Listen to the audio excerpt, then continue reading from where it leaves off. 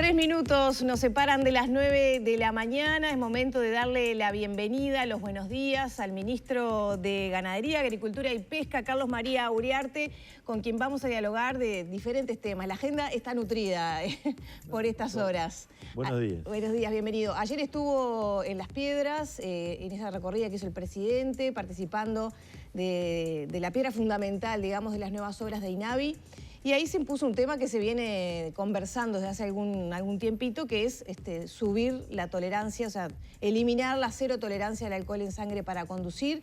El presidente ayer adelantó que si no hay ambiente no se va a seguir adelante con el proyecto. ¿Hay ambiente? ¿Qué pregunta? No, él se refería al Parlamento, ¿no? Que no estaban los votos como para colocar una iniciativa de ese estilo en el Parlamento. Usted es propulsor de llevar a 0,3. No hay en el Parlamento por ahora ambiente, pero ¿qué ve usted en la calle, en la opinión popular? Botana salió hace algunas semanas con opiniones muy fuertes sobre el tema. Yo creo que hay una opinión dividida, ¿no? Y muy entendible. En la medida que se pone un límite que es un extremo, sabemos que es un extremo y como tal ejerce mucha fuerza. Lo que nosotros mantenemos es que no existe una razón objetiva que explique ese extremo y que de alguna forma el 0,3, que es lo que estaría en un marco internacional, podría producir el mismo efecto de control y de evitar de quien sufre los efectos de la alcoholemia no maneje. Pero que a la misma vez para el sector, para la familia vitivinícola, es un factor importante, no solo la familia vitivinícola.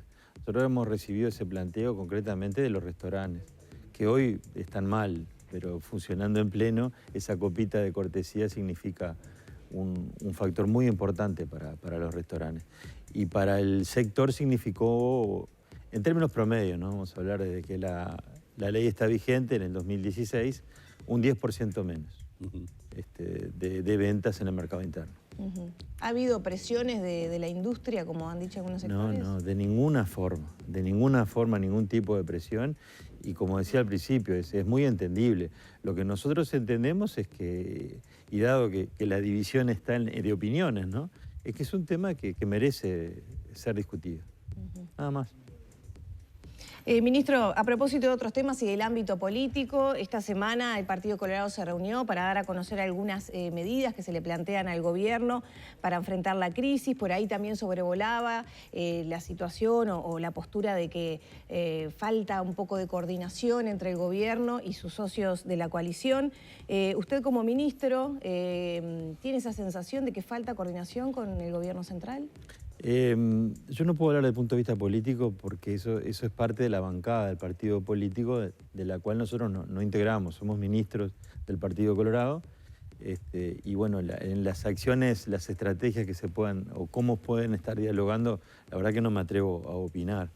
Desde mi punto de vista como ministro no tengo esa percepción, no puedo decir lo mismo como ministro, ¿no? Por eso no me atrevo a opinar como lo que pueda estar haciendo la bancada y la respuesta que tengo. ¿Aportó a ese planteo con medidas, por ejemplo, que se podrían aplicar para el sector? No, yo no intervine en ese planteo, pero sí mantenemos un diálogo con la bancada, ¿no? ¿Se debería aplicar alguna medida nueva, aumentar el gasto del Estado, por ejemplo, para apuntalar a los sectores que a usted le competen en el ámbito de la afectación que tuvieron por la pandemia? Puede ser, sí, pero nosotros estamos en el marco de otro tipo de propuestas, trabajando y siempre con mucha respuesta, ¿no? De parte del gobierno, somos parte del gobierno.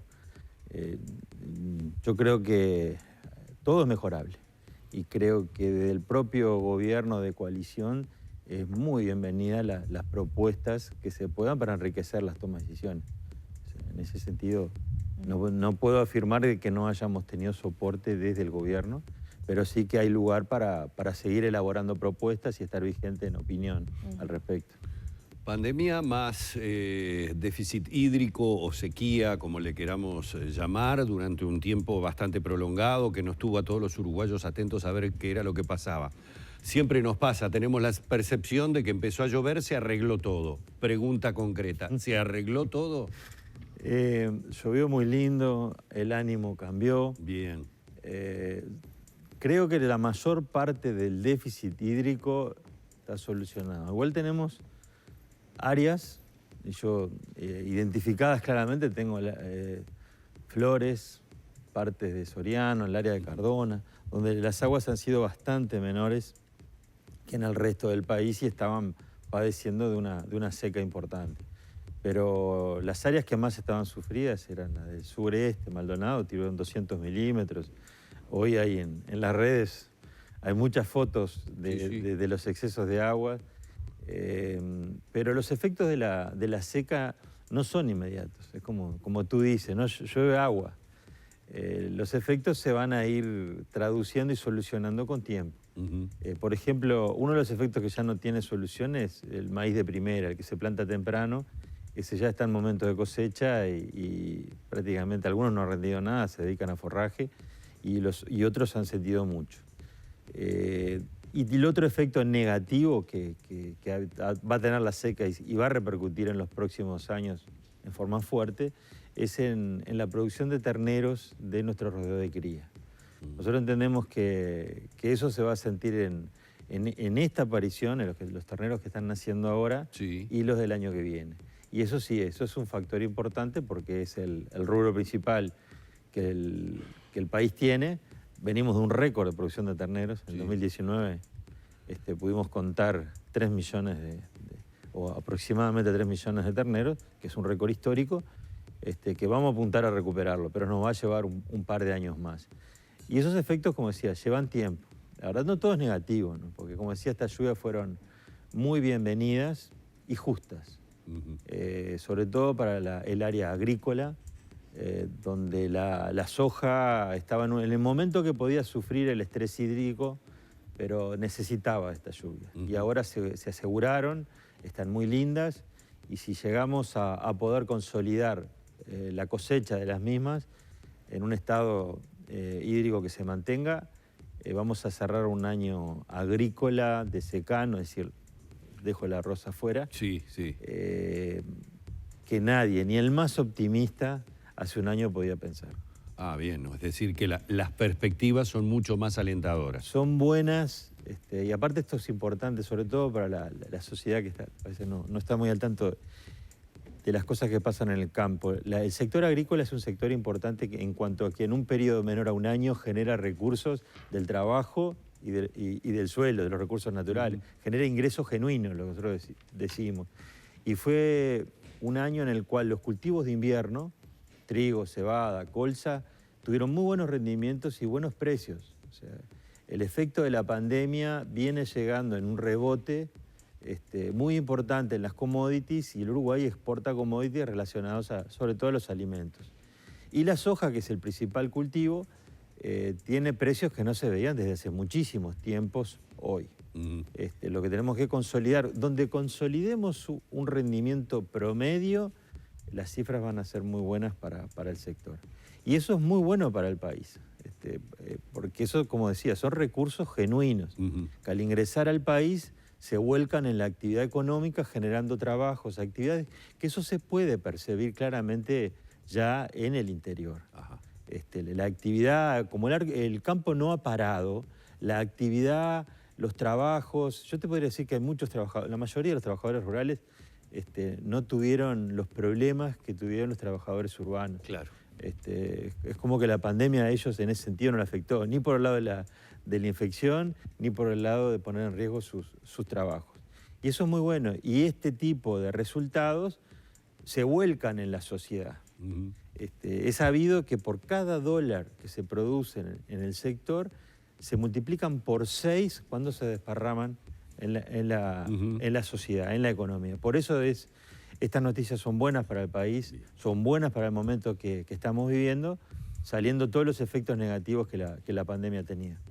En ese margen todavía de propuestas y de acciones que se pueden profundizar desde el gobierno, ¿qué prioridades hay en este contexto que usted mencionaba de buenas perspectivas?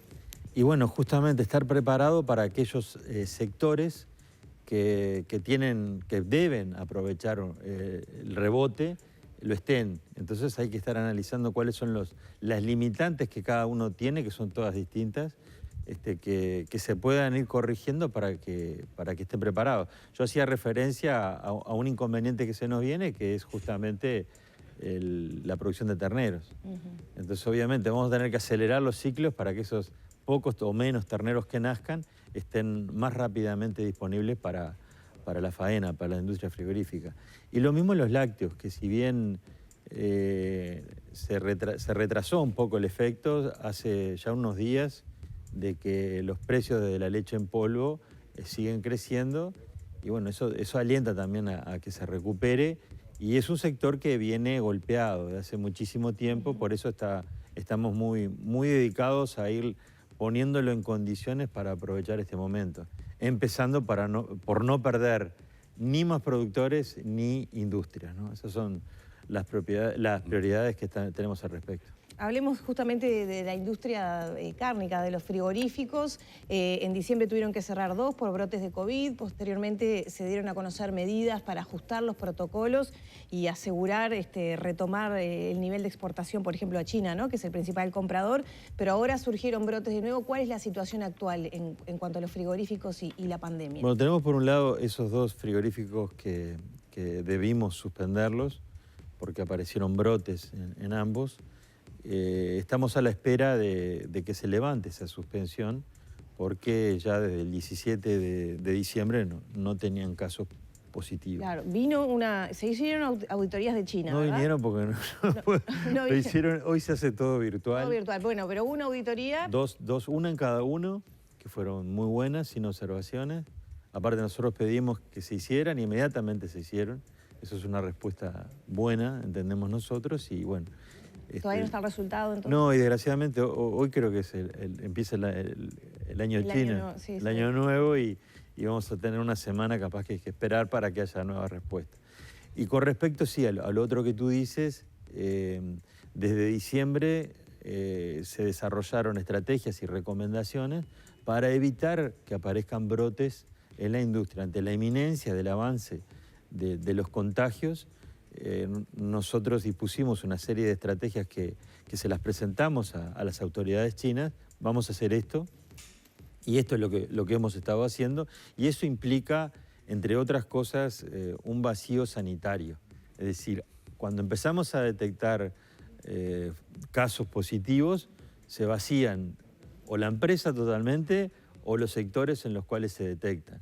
Y eso es lo que estamos viviendo hoy.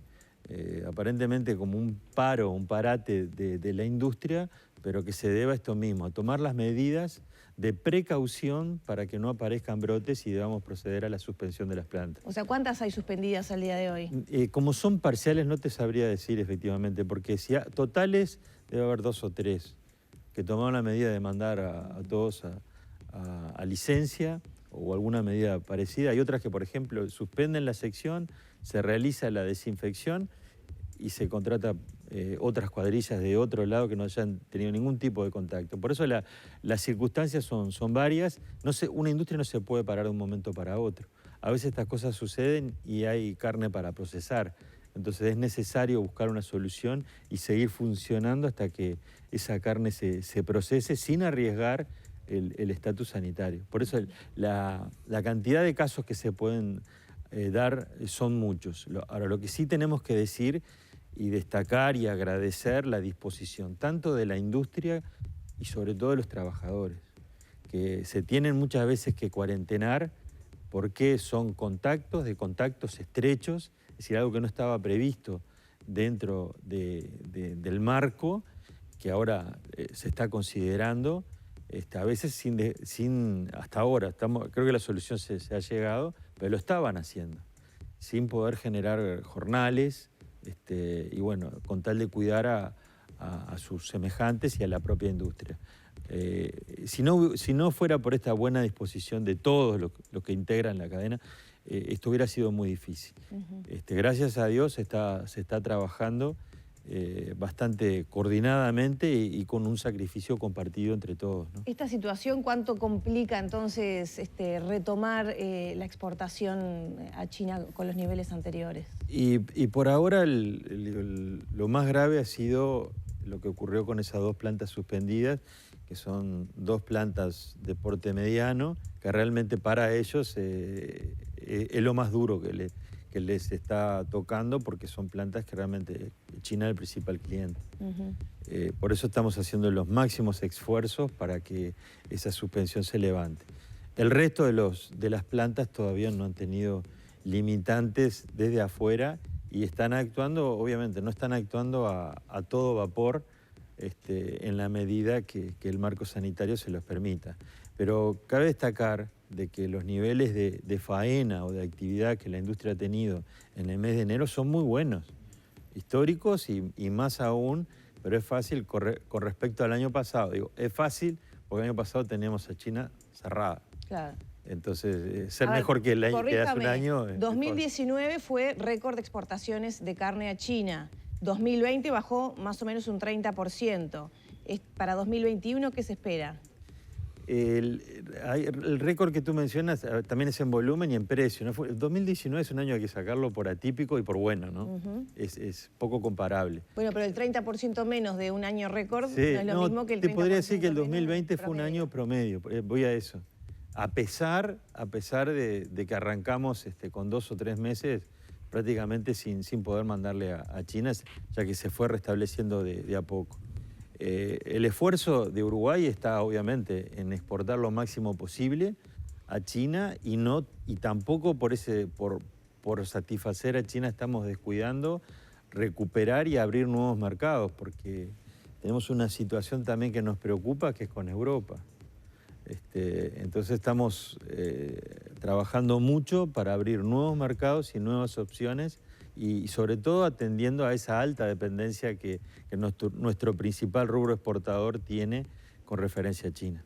¿Se están abriendo algunos caminos con Europa? Sí, estamos trabajando, ya se hicieron planteos a mismo Estados Unidos para aumentar las cuotas de exportación hacia aquel mercado, sobre todo en cuotas de carnes de calidad, que nos permita suplir la pérdida de otros mercados y otros mercados que demuestran posibilidades ciertas, que son el área del sudeste asiático, en la cual estamos justamente trabajando con el Ministerio de Relaciones Exteriores, con INAC, para poder avanzar en la apertura de esos mercados. Ministro, no quisiera cerrar la entrevista sin preguntarle por la UAM. Sesionó el Consejo Directivo con un representante del Ministerio de Ganadería, o sea, con la nueva fórmula.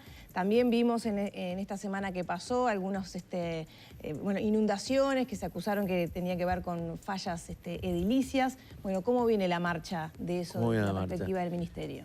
La verdad que vienen dentro de un clima de total responsabilidad y complemento entre el gobierno nacional y el gobierno departamental para que esto sea todo un éxito. El desafío es enorme. En estos momentos la UAM está bajo un gobierno de transición, en la cual el Poder Ejecutivo, el Gobierno Nacional, no interviene. Si bien el director de la granja participó del último consejo del gobierno del mercado modelo, lo hizo justamente para brindar todo nuestro apoyo y transmitir que esta mudanza, que es un desafío importante, el 22, aparte de la inauguración, va a significar la mudanza del mercado modelo, que fuera inaugurado el 31 de enero de 1937. O sea, no va a ser menor y tenemos que estar todos juntos para poder solucionar los problemas que van a ir surgiendo, como el de las inundaciones. Pero hasta ahora nosotros no participamos de la gobernanza de la UAM.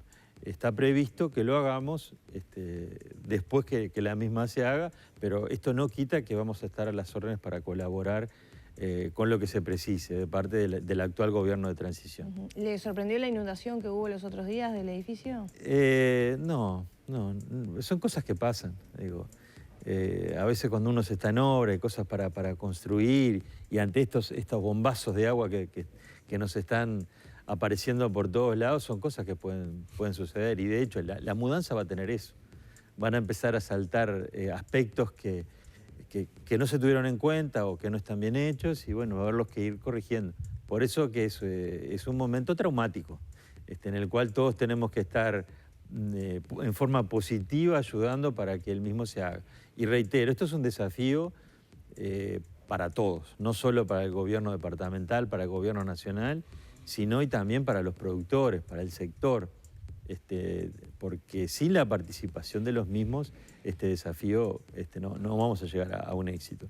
Por eso es que es fundamental encontrarnos juntos, colaborando y solucionando todos los problemas que puedan surgir, que van a surgir.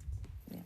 Muchísimas gracias por este diálogo con Arriba Gente. Por favor, un gusto. Muchas Gracias por invitarme. Un placer. Así ha pasado el ministro de Ganadería, Agricultura y Pesca, Carlos María Uriarte, en la mañana de Arriba Gente.